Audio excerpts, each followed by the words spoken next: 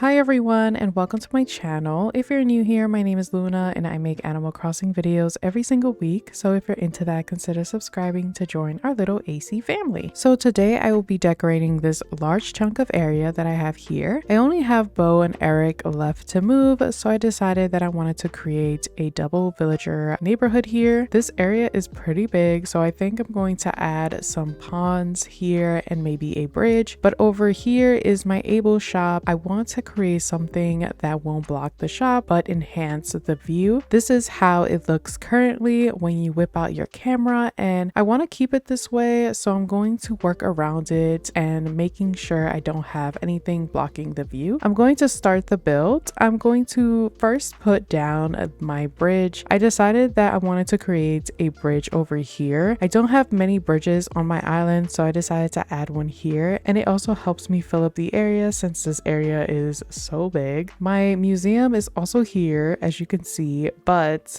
this area that I'm connecting the bridge to won't lead you to my museum. It's kind of a dead end, but there is a beautiful view of my fairy village that I made. I'm curious to know, do you guys also have bridges that lead to dead ends or have a bridge that's just there for aesthetic reasons? But here I'm creating a little land so I can add a mum cushion later so it can look like a floating flower. By the way, these diagonal bridges are sometimes so difficult to do. I want a baby bridge and the game was just like, you don't have enough space, so I had to keep pushing things back and adding more water, which I didn't want, but it's still a baby bridge, so I'm okay with it. Now that I've laid down my bridge, I'm going to start creating some cliffs. I'm adding cliffs because I'm going to add the houses in front of them. I've played around with this design a couple of times, and adding cliffs behind the houses looks so much better. Plus the view from up here looks so nice. My original idea for Beau and Erik's house was to have their house in a hidden forest, but I didn't have enough space for that. I picked Beau and Erik specifically because of their exterior of their house, but then I remembered if you have the DLC, it doesn't really matter what their house looks like because you can always redecorate it to how you want it to be. So I really didn't need Beau and Erik, but come on, they are so cute and they're besties. They hang out all the time, so I can't break up that bond. I'm still hoping Cherry tells me she wants to leave so that I can hunt for Molly. If you missed it, I did do a poll on my community tab asking you guys which villager I should hunt for next, and Molly won the most votes. I don't blame you guys. Molly is super cute, so I will be hunting for her hopefully once Cherry tells me she wants to leave, and hopefully that will be the next video, but we'll see.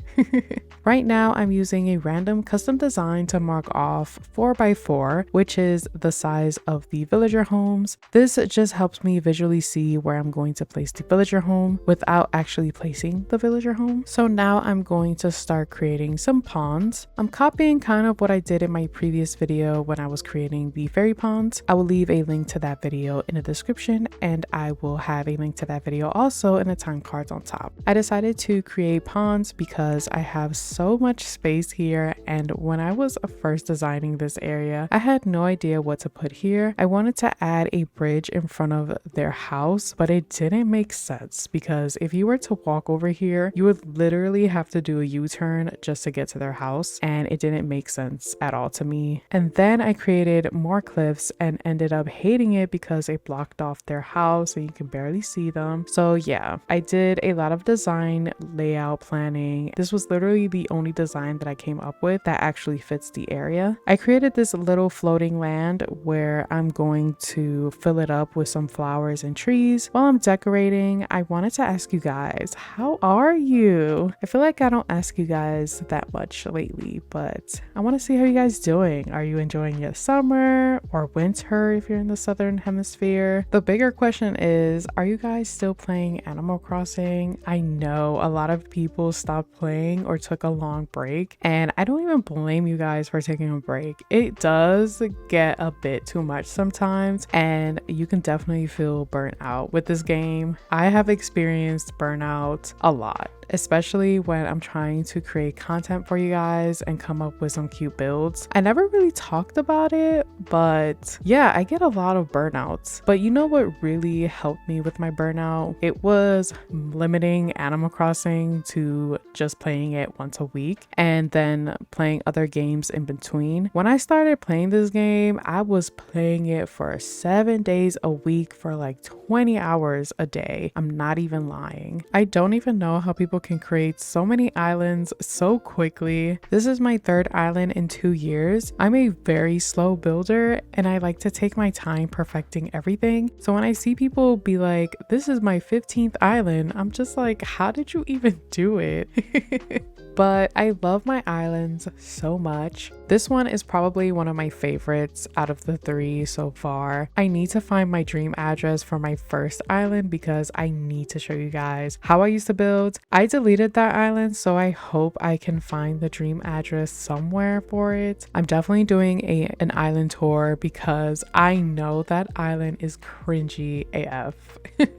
Before I got Animal Crossing, I was watching a lot of videos about Animal Crossing. I wanted to know what the purpose was because I never played this game before, which I regret. I really wish I played New Leaf when it came out, but I was watching a lot of videos on the internet trying to figure out what the end goal was, like what the purpose was playing this game. But I saw a lot of people designing and creating so many ideas and so many things, and I thought the purpose of Animal Crossing was to have a theme on your island because that's what people made it seem like, which by the way, you don't need to have an island theme. People have themes just so that you know what they're building and what their island is about. I love how I went from designing to story time, but I'm gonna tell you a story while you watch me finesse Beau and Erik's yard. But back to what I was talking about, I got my Switch and I was like, okay, I need a theme because that's what people are telling me that I need. So I came up with this theme of Star Wars. Tell me how, as soon as I started, I came up with the name Skywalker. I felt like that summarized the whole Skywalker saga. I had such a hard time decorating the island because I was under pressure thinking that I needed to have a theme and finish my island as fast as possible. With that, a lot of burnouts came and I ended up creating 2 themes on my island because I couldn't decide on my island because Star Wars was just too hard to create, and I ended up with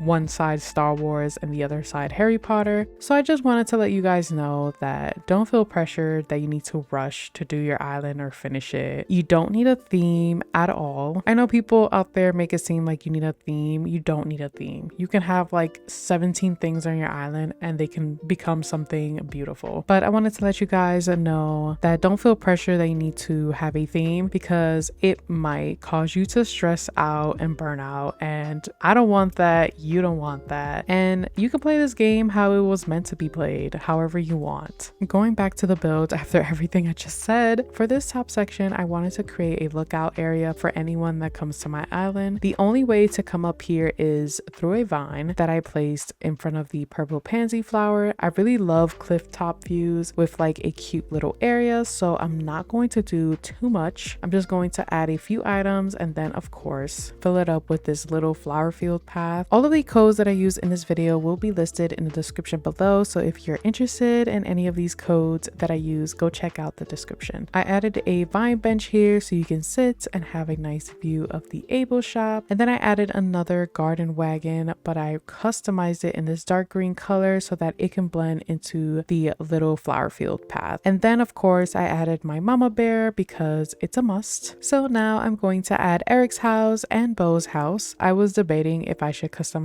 the outside of their houses just so that it can look a little similar, but I decided not to. Maybe I'll change it later on, but you guys let me know in the comments. In this little section, I didn't have much to work with, so I kept this area kind of simple. I might change it up in the future, but we'll see. If I do end up changing this little area, I will probably add it into a small space video in the future, which I will probably be making another one because I have a bunch of little spaces that I need to decorate decorate. I love creating small space videos because it allows me to decorate as many spaces as I can in one video. I only have those few small spaces left to decorate. I have one more section left on my island to decorate, and all I have left besides those are my beaches and my house, and then my whole island is complete. So we're looking at about like in 3 to 4 more videos before my island tour, which I am super excited and I cannot wait to show you guys my island. But we are almost done with the build. I am just adding a few small details and moving things around until I like them. I'm adding Beau's picture so that you know he lives right here. I'm also adding some random greenery on the other side of his house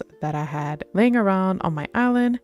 So here is the front view. I wanted to add more trees, but Isabel might come for me for adding a lot of trees, so I didn't go too crazy here, but just know that I wanted to. I really love how the pond came out, and I love how you can still see Ione's house from this view. This was probably my favorite part, which is this little pathway with the bridge on the side connecting to another little pathway. Super cute, super beautiful. I absolutely love it. Here is Erik's side of the build. I love how simple the area is, but everything comes together so well. And this is their house together. I love it. I love it. I love it so much. They're so cute together, and now they can have sleepovers. And if they forget something, they could just walk right next door and get what they need. And here's how the Able shop look from this top view. I absolutely love it. I know I said it, but I just love this build. Thank you all so much for watching. If you enjoyed the video or found it helpful, let me know by hitting the like button. And if you want to see more videos from me, consider subscribing to join our little AC family. I love you all so much. Take care, and I'll see you in the next video.